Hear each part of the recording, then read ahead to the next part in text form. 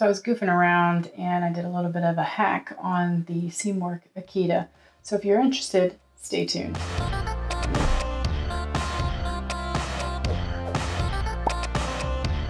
Hey everyone, it's Viv and this is Stitches and Seams. Thanks so much for joining me today. I thought I would share my small, tiny little hack of the Seamwork Akita with you all in case you were interested, or in case you are just kind of maybe you're not really a pattern hacker and you're just looking for ideas or what have you. This is a super simple pattern to do. And I like the basic shape of it, okay? But I'm still looking for, and that's the reason why I chose this pattern, was I was looking for a woven tee pattern that had the things that I wanted in it, or that I could incorporate in it. So I came across the Akita, and I know lots of people have hacked this a million different ways. And there's blog posts and stuff about it if you're interested. So you can just, Google search that. Tanya of Don't Dream It, Sew It. I think it was maybe a year and a half ago, or so. I'm not entirely sure. But if I can find the video, I'll link it. She hacked hers and she made like this cool crisscross neckline detail on hers, and it was really cool looking. So anyway, yeah, that's just some ideas that are out there that you might be interested in when it comes to taking something that's kind of a basic pattern and making it your own, or making it what you are looking for. And that's what this was all about for me. I'm looking for that woven tee, so I took something that I could work from, because as of yet, I still don't have my bodice block. I'm working on that, and I haven't actually worked on it. It's still in the same phase that it was, unfinished. I'll get to it at some point. So, but anyway, let's just go ahead and move forward. So when you get the Akita pattern, and I will try to put the pattern line art in for you, because it's actually just one long piece. And I believe I have some video footage of this that I will put in with you that I snagged on my phone.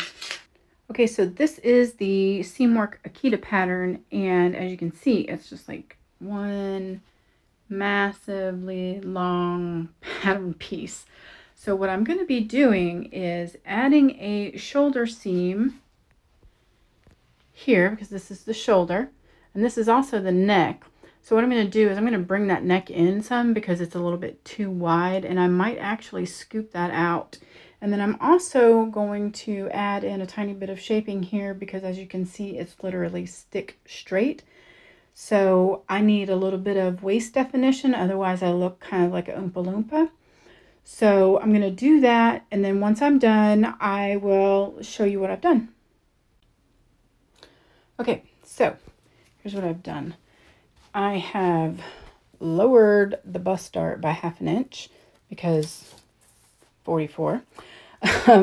Then what I have done is I have just below the waist dart, the bust dart by about 1/2 inch, I've started to curve in from the size 12 into the size 8. Now, I didn't need to print the size 8, but I'm just using that as a reference line for like how far I want to come in. And I've also measured this to make sure that it's still going to fit my waist as, at the size 8. Excuse me. So curved in, and normally I would not do this in Sharpie, but so that you guys could see, I did.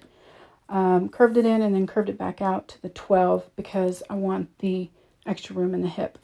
And then I've also just kind of indicated to myself which notches and circles to use by drawing over them in the Sharpie, because as you can see here, I've cut off the 12 notch, so I'm just going to use the 10 notch. Now I've also had a bit of an experiment with the neckline here, so I brought it in to further in than the size 8, because people have complained about how wide the neckline is, and something that will make a shirt completely unwearable for me is the fact that my bra straps show. So I've brought it in, and then I've actually lowered it by 1.5 inches off of the size 8 line, because that's what I was using up here. Excuse me. And then, as you can see, this first one, I don't know what the heck I was doing over here. It's kind of crazy looking. Anyway, went for a scoop line. And then I also, so I found the middle of the neck. This used to go together like that.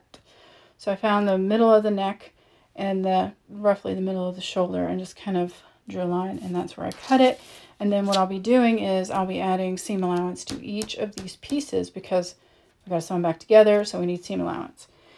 And then these bits are just cut on the fold, and that is it. So that is my adjustments and hacks that I've made. We'll see how it turns out. Hopefully it's not too crazy looking. Okay, so basically I've just lined them back up. I added seam allowances to the shoulder seams, and I just want to make sure that my neck edge and my arm hole edge are going to line up properly, and I'm not going to have any kind of catterwampus stuff. I just moved it, but it was lined up. Promise. So basically what you're looking at is the pattern. It comes all attached. So this is the front bodice, that's the hem, all the way to the shoulder, okay? And then all the way down to the bottom hem. So anyway, the first thing I did was I chose where I wanted to create a shoulder seam, because I wanted one, and I wanted to change the neckline a little bit, because the neckline on the original Akita, and I'll try to put the pattern photo of the gal wearing it. It's a little bit higher, so I didn't want that. I don't care for a higher neck. So yeah, what I did was I printed off the size 12, 10, and the 8. Okay, and the reason I did that was because several things. Firstly, after reading some reviews on the Akita, I found that the neckline was very wide, and people were complaining about that. And I don't, want my bra straps to show or anything. So what I did was I needed the body of the 12, but I wanted the neckline of the 8. And I even still brought it in on the sides, probably 1/4 inch more in total, from the size, inward from the size 8.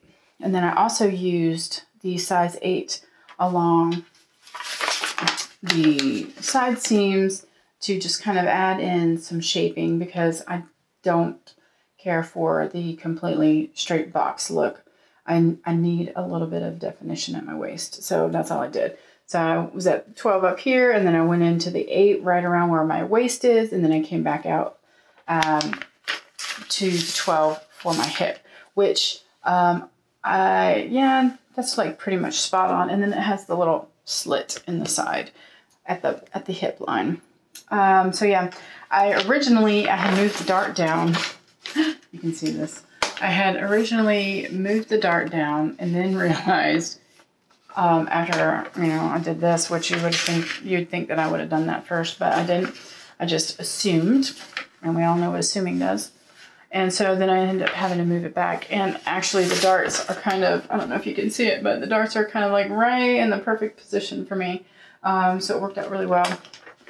So what I did, aside from bringing the neckline in and adding some shaping at the sides, I also went ahead and scooped the neck, okay? I brought it down quite a bit, because I believe in the photo it's more like that. And while that's pretty, that's just not my thing. I need a little bit more upper chest showing. Not cleavage, but chest. So yeah, that's what I went for. I think in total I probably dropped it like 1 3/4 inches, 1.5 inches. But I may or may not, I haven't decided yet, may raise it back up just a bit, because when I bend forward, you can see right down, which that's not good. So, yeah, I think I might, I don't know, I haven't decided, but I might, maybe like that, because that still gives me a little bit of skin and doesn't, because this kind of a look is not good for me. So maybe something along that line. I don't know. We'll see.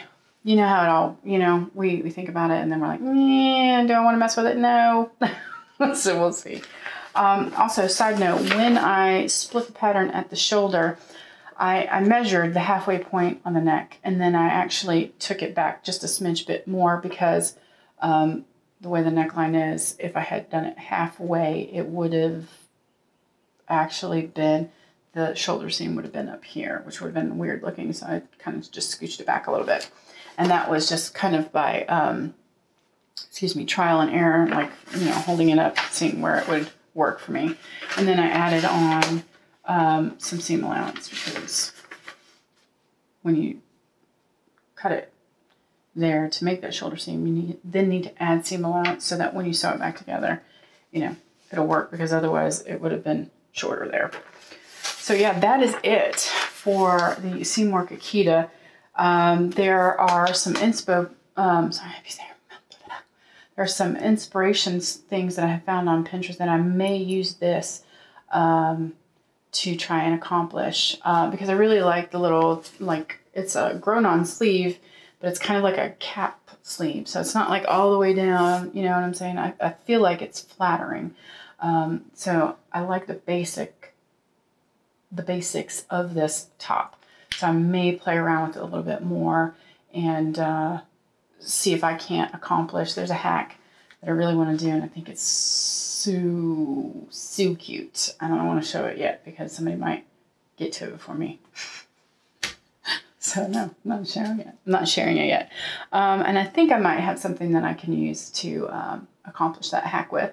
But yeah, that is it for the Seamwork Akita, guys. If you have any questions or comments, please feel free to leave them below. I will do my best to answer them for you or point you in the direction that you need to go. Yep, that is it. That is all for today. So thanks so much for watching. I appreciate it. And if you haven't yet, please subscribe. And if you have, go ahead and share it with your friends. Thanks so much, guys. Take care. Bye.